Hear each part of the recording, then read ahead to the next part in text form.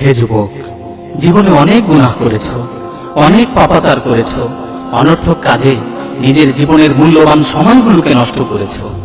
হে যুবক, তোমাকে বলছি, এখনো কি সময় হয়নি তোমার রবের দিকে ফিরে আসার? এখনো কি সময় হয়নি তোমার রবের দিকে প্রত্যাবর্তন করার?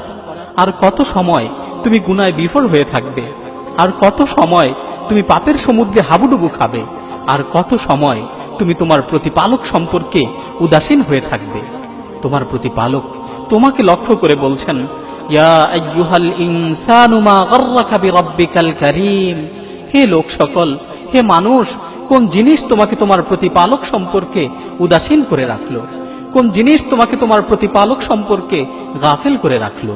হে যুবক, তুমি পাহাড় সমপরিমাণ গুনাহ করে ফেলেছো। গুনাহ করতে করতে গুনার সমুদ্রে হাবুডুবু খাচ্ছ।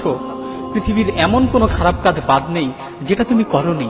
পৃথিবীর এমন কোনো পাপাচার বাদ নেই যেটা তুমি করনি। তুমি মনে মনে ভাবছো